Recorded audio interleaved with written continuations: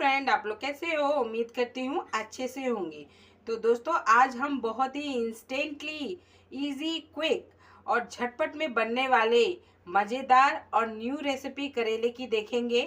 करेला करवाहट के कारण किसी को खाना पसंद नहीं होता है, लेकिन आज मैं ऐसी रेसिपी शेयर कर रही हूँ जिसमें आपको करेले का करवाहटपन बिल्कुल नहीं लगेगा और जो स्वादिष्ट के साथ सुगंधित भी है, बच्चे से बड़े मांग मांग कर खाएंगे और जिसे बनाना बहुत ही सरल है दोस्तों। तो चलिए फटाफट से ये रेसिपी बनाना शुरू करते हैं। रेसिपी अगर आपको अच्छी लग जाए तो इस रेसिपी को ज़्यादा से ज़्यादा लाइक शेयर, चैनल को सब्सक्राइब कर दीजिएगा ऐसी ही अच्छी और प्यारी रेसिपी के लिए। साथ ही बेल आइकन को भी प्रेस कर दीजिएगा ताकि मेरी न्यू वीडियो की नोटिफिकेशन आप लोग को मिल जाए। साथ ही फेसबुक पे आप मुझे देख रहे हैं तो फेसबुक पे भी मेरे पेज को फॉलो कर लीजिएगा प्यारे दोस्तों। पहले हम करेले को काट लेते हैं। यहाँ पे करेले को मैंने, क्योंकि मेरी बड़ी करेला थी तो मैंने 2 भागों में सारे करेलों को काट दिया। आप छोटी वाली लोगे तो उसको 2 भागों में करने की जरूरत नहीं पड़ेगी।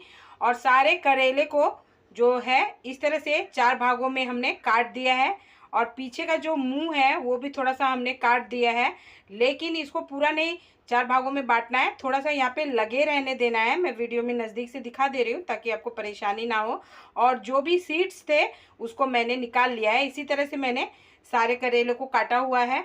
और दोस्तों, ये रेसिपी आपके लिए बहुत ही बेनिफिट और उपयोगी है, क्योंकि करेला जो होता है इसमें काफ़ी सारे प्रोटीन, विटामिन, मिनरल्स होते हैं। बिना किसी करेले के भाग को स्केप किए हुए करेले के सारे बीजा भी इस्तेमाल करेंगे, ऊपर वाले भाग भी इस्तेमाल करेंगे, कुछ भी स्केप नहीं करेंगे। बिना करेले के किसी भाग को स्केप किए हुए, बिना करवाहट के हम ये स्वादिष्ट सी करेले की रेसिपी बनाएंगे। जैसा कि सब लोग करते हैं, करेले का जो ऊपर वाला भाग होता है वो छील देते हैं और सीड्स को भी निकाल के हटा देते हैं, लेकिन ऐसा नहीं करना चाहिए क्योंकि करेला जो है काफ़ी उपयोगी होता है और ये डायबिटिक के लिए बहुत ही लाभकारिक है। ये डायबिटिक को कम करता है, शुगर लेवल को हमारे बॉडी में कम करता है और काफ़ी सारे न्यूट्रिशन से भरपूर है।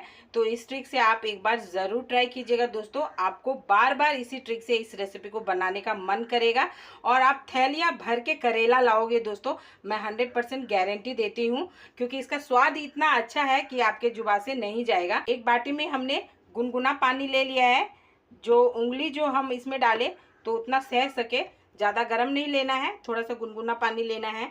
सबसे पहले यहाँ पे लेमन का रस ऐड कर देंगे। तो यहाँ पे हाफ लेमन का रस मैंने ऐड कर दिया है। लेमन रस देने के बाद यहाँ पे हाफ स्पून के करीब हम टर्मरिक पाउडर डाल देंगे, हाफ स्पून के करीब हम नमक डाल देंगे और सारी चीज़ों को बढ़िया से हम मिला लेते हैं।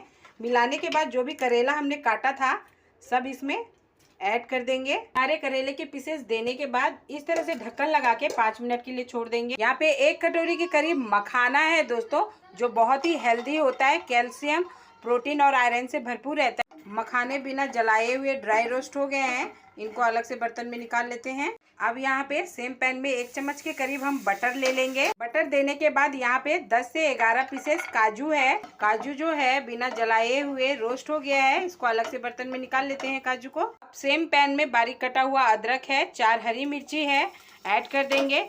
साथ में यहाँ पे करेले का बीज है, इसको भी हम इसमें ऐड कर देंगे। मूंगफली है, मूंगफली 1 ही चम्मच है, नॉर्मल खाने वाली चम्मच से। काजू के पीसेस हैं तो यहाँ पे 5 पीस मैंने काजू का लिया है, ज़्यादा नहीं लगेगा। साथ ही यहाँ पे आप देख सकते हैं फ्रेश नारियल है, जिसका छिलका मैंने नहीं निकाला है। आप चाहो तो छिलका निकाल के फ्रेश नारियल ले सकते हो या फिर सूखी वाली नारियल होती है वो भी ऐड कर सकते हो। बिना जलाए हुए सारी चीज़ों को अच्छे से हमने सौते कर लिया है। सब पे रेड रेड स्पॉट्स आ गए हैं, इतना तक ही इन्हें रोस्ट करना है।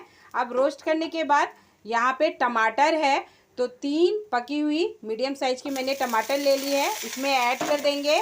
टमाटर देने के बाद सारी चीज़ों के साथ टमाटर को भी हमने थोड़ा सा भून लिया है।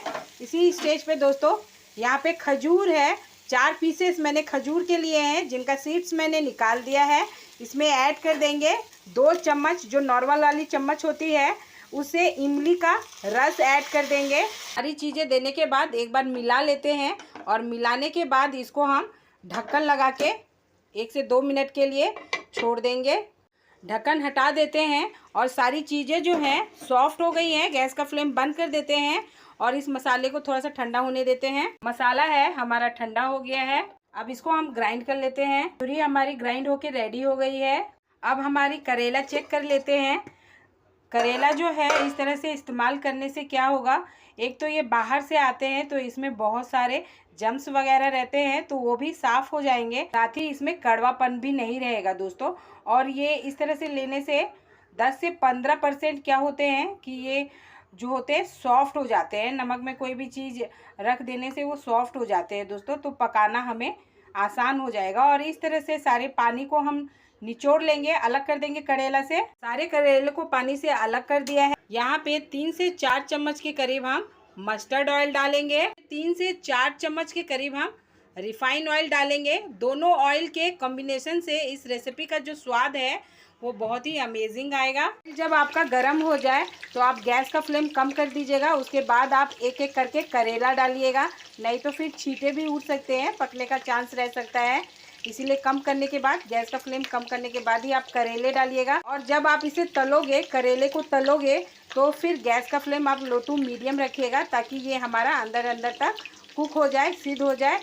आप देख सकते हैं वीडियो में, मैं नज़दीक से दिखा दे रही हूँ, बढ़िया से हमारे बिना जलाए हुए कुक हो गए हैं।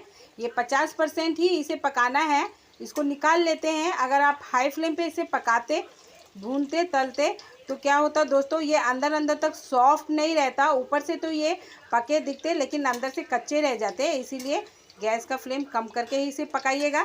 ये पहला बैच हमारा हो गया है, इसको हम अलग से बर्तन में निकाल लेते हैं।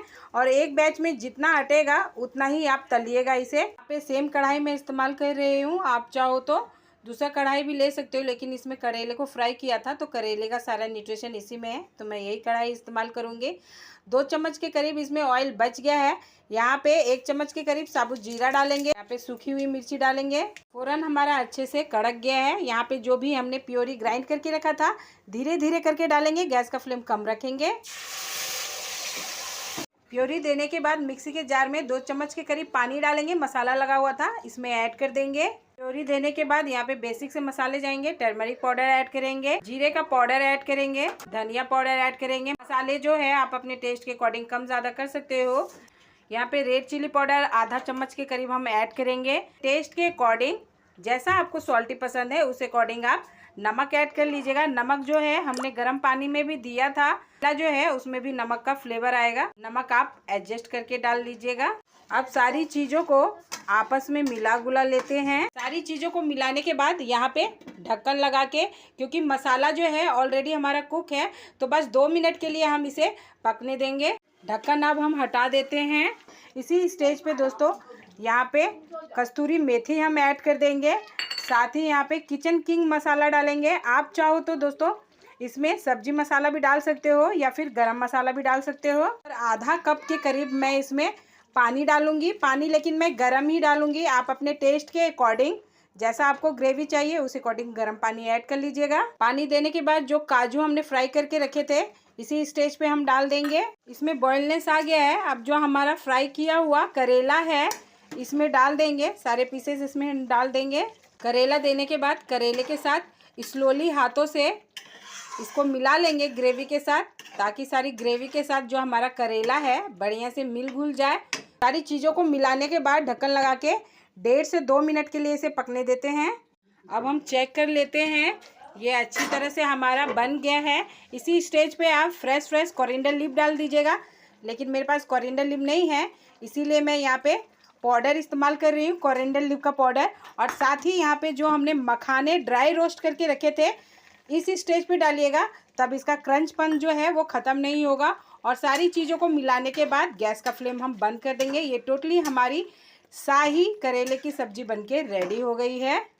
और ये गर्मा गर्म आपकी जो है शाही करेले की सब्ज़ी बनके रेडी हो गई है दोस्तों, बिना प्याज लहसुन के, बिना ताम झाम के, एकदम न्यू स्टाइल में। इसमें करवाहट तो आपको मिलेगी ही नहीं। टेस्ट, स्वाद, ऐसा फ्लेवर ऐसा कि बार बार आप इसे बनाना चाहोगे और खाना चाहोगे। रोटी, पूरी, पराठे किसी के साथ भी खाइए, स्वाद जो है आपका 100 गुना बढ़ा देगा। घर पर खाइए या लंच बॉक्स में ले जाइए, कहीं भी ले जाइए, आप आपका दिल खुश कर देगा दोस्तों। और एक कटोरी के बजाय आप 4 कटोरी चावल खा जाओगे, 2 रोटी ज़्यादा खा जाओगे बिना भूख के ही। इसकी सुगंध और स्वाद से आपका भूख जो है 100 गुना बढ़ जाएगा। बच्चे से बड़े मांग मांग कर खाएंगे। एकदम न्यू ट्रिक से करेले की सब्जी है दोस्तों। इस ट्रिक से आप ज़रूर एक बार ट्राई कीजिएगा। आई होप आपको इस ट्रिक से ये रेसिपी अच्छी लगी है। अगर अच्छा लगा तो इस रेसिपी को ज़्यादा से ज़्यादा लाइक, शेयर और चैनल को सब्सक्राइब कर दीजिएगा। साथ ही फेसबुक पे आप मुझे देख रहे हैं, फेसबुक पे भी मेरे पेज को फॉलो कर लीजिएगा दोस्तों। तो फुल फैमिली, फुल दोस्तों के साथ इस ट्रिक से इस रेसिपी को बनाइए। पूरी, पराठे, चावल किसी के साथ भी खाइए, घर पर खाइए, लंच बॉक्स में ले जाइए या फिर सफ़र पर खाते खाते अपने इस प्यारी सी दोस्त को ज़रूर याद कीजिएगा दोस्तों। Bye bye, take care.